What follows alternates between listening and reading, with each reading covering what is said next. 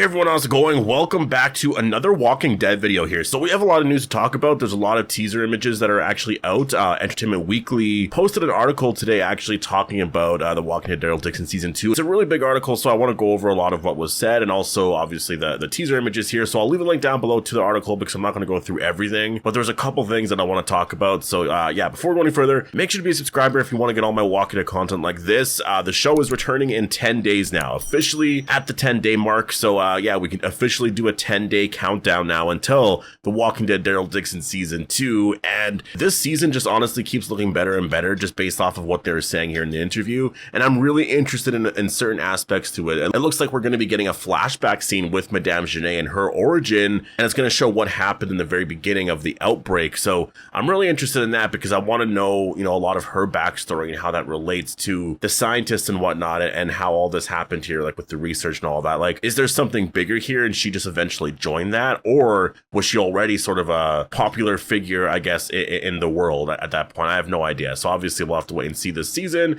But yeah, let's get into some of the images here. So the first one here I want to talk about is this one here of Daryl that I think is interesting, because the one thing that I've been really trying to look at in terms of Daryl and where some of the scenes take place in like the trailers and all of that, or like in the episodes, is like how his scars look. Because obviously in this shot here, it looks like he has more scars, or at least there's another scar on the other side of his face. So I'm wondering if that's a scar, if that's a wound, I'm not entirely sure. But I don't think he has that in the very beginning. And I don't think he has that when he goes in, ambushes Madame Genet and her group. Like, I think this happens after that. And if you look at a lot of the scenes of Daryl when he's held captive anyways, it doesn't look like he has these wounds on his face. So I'm thinking that this is later on, and that maybe when he gets held captive, that's like episode 2 or 3. And a moment like this is from like episode 3, maybe episode 4, somewhere around there. I'm thinking maybe episode 4. Because I do think a lot of what happens in episode 5 and 6 is just going to be insane. And I don't think we've seen a lot from it. I think we have seen shots from the finale and from episode 5 for sure, but I don't think we know what the story is going to be. And I think the episodes, for the most part, as of right now, are pretty unpredictable. But yeah, let's get into the next shot here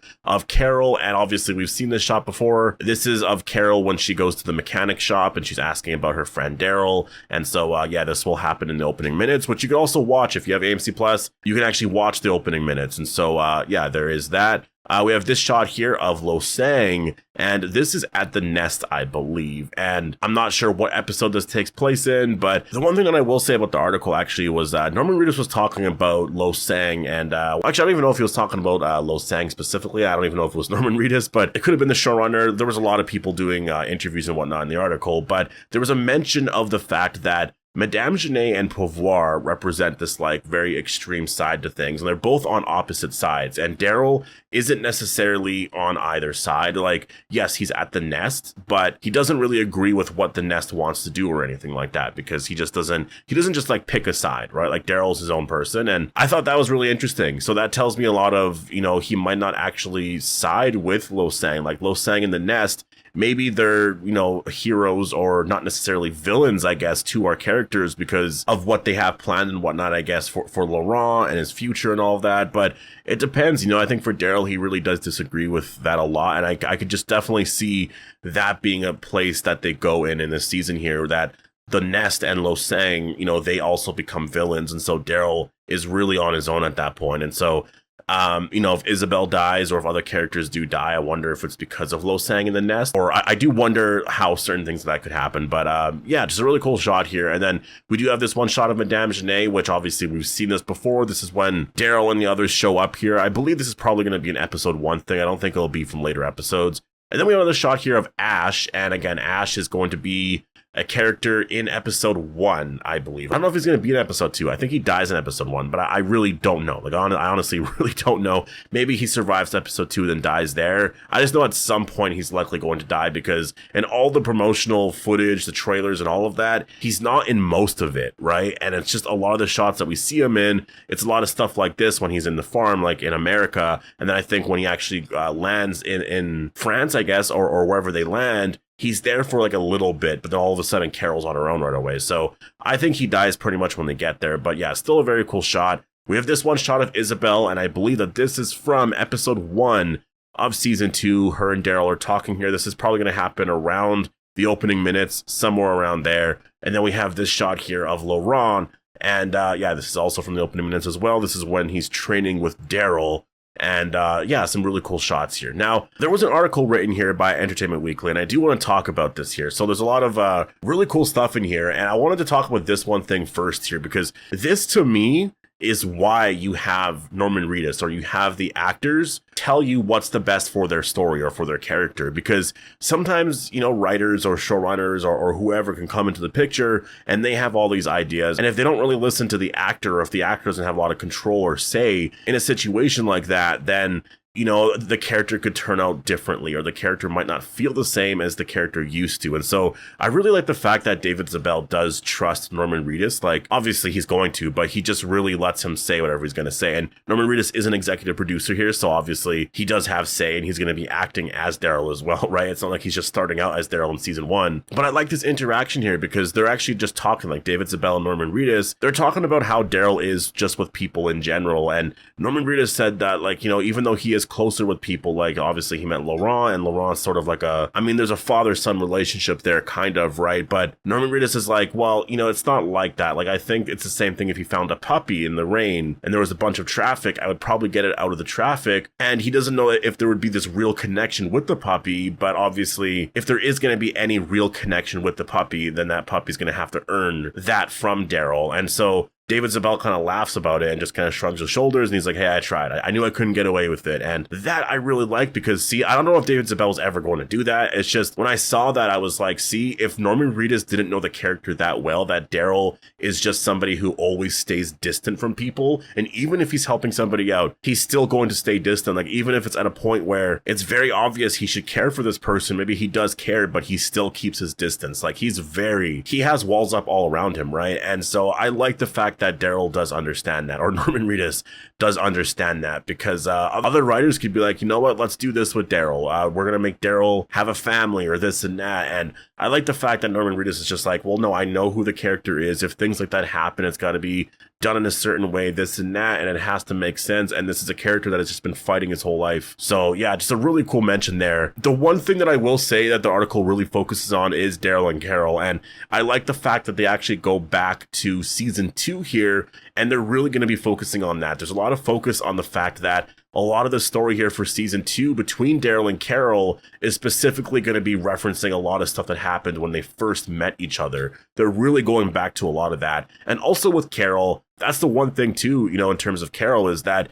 she actually, or Melissa McBride actually brings up the fact that in season 2, and I noticed that in season 2, I'm sure all of us noticed that in season 2, and that's why Carol and Daryl became a character pairing immediately, was because when you go back to season 2, a lot of people stopped looking for Sophia. Like, a lot of people stopped looking for her really quick, and that's exactly what Melissa McBride says. She says, everybody stopped looking for her daughter real quick, and Daryl came out of nowhere and said, I'm going to find her. He didn't, but he did find something else, a Cherokee rose, which he brought back to Carol and explained how the flowers bloomed from the tears of Cherokee mothers as a sign to uplift their spirits after their children had gone missing. And I just think that story is just such a amazing, heartbreaking, but beautiful story that I just think that was Daryl and Carol's story. And ever since then, those characters have just been, like, they created a bond in that moment. And so I like the fact that this season is really going to be, you know, having a lot of references to that and exploring a lot of that. Melissa McBride actually talked a lot about, you know, in terms of Carol and what her story is going to focus on a lot in this season. And she mentioned survivor's guilt and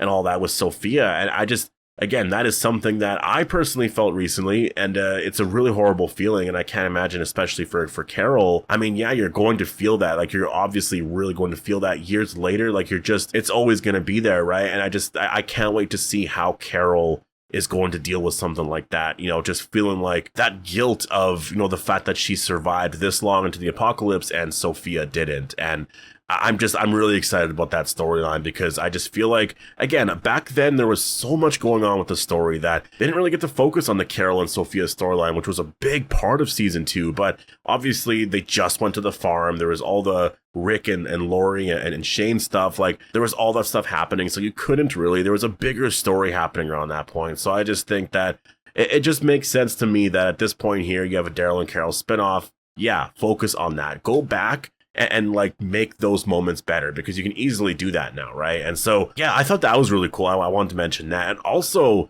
when it comes to Madame Genet. Now, they're going to be going to this place that I can't pronounce, but it starts with an L. I just can't pronounce that. And what's really interesting is they actually confirmed here that what we see there is going to be a flashback in season 2 to when the zombie apocalypse first happened, and it's going to have to do with Madame Genet. They're actually going to go back in time and tell the story there of how, she became who she is. I do think they're going to make us try to, understand her a little bit more and try to be a little bit more on her side. I think they will probably do that a lot this season. Like, the nest is going to seem a little bit worse than, in season 1, it seemed like the nest was like the best place to be at. We got to find this place and it's going to be really amazing. But I think in season 2, you're going to see actually it's not the best. And then I also think with Madame Genet and Pouvoir, you're going to understand more. You're going to have an understanding as to why they're doing what they're doing. Even though you're going to disagree with it, I think you're going to have an understanding of where Madame Genet came from. And so I'm really excited about this. I really cannot wait. I don't know if it's going to be similar to the Isabel flashback. I don't think it's going to be that similar. There's probably going to be a lot there. I don't know if there's other people that she had in her life at that point, and maybe they died and this and that. Like, I'm not entirely sure what they're going to be focused on there, but I do think that in terms of a lot of that story and some predictions I have, I feel like it would be smart anyways to make that a bigger part of the Walking Dead story overall, and why, she put so much research into the super walkers and all that, because that didn't just start recently. There's no way that just started recently. But yeah, I'm definitely very interested in this episode specifically here. And apparently the shot that we see of the Mona Lisa also in the trailers and all of that, that is the real Mona Lisa, according to Norman Reedus. So that's really cool. I mean, that being the real Mona Lisa, I mean, honestly, it just adds that much more character, I think, to the show, because they have these real places there. And I think that's what makes this world really incredible, is that you're not seeing stuff that's just like fake this and that. It's a part of the real world, and it really feels like this is what the apocalypse would be like in the real world. So just very cool. Honestly, I'm really excited for this season. We are 10 days away. There's a lot of information, but I'll do other videos talking about some of that stuff here. I just wanted to go over this article here. So make sure to be a subscriber if you do want to get all my Walking Dead content like that. Hope you guys all enjoyed the video, and I'll see you in the next one.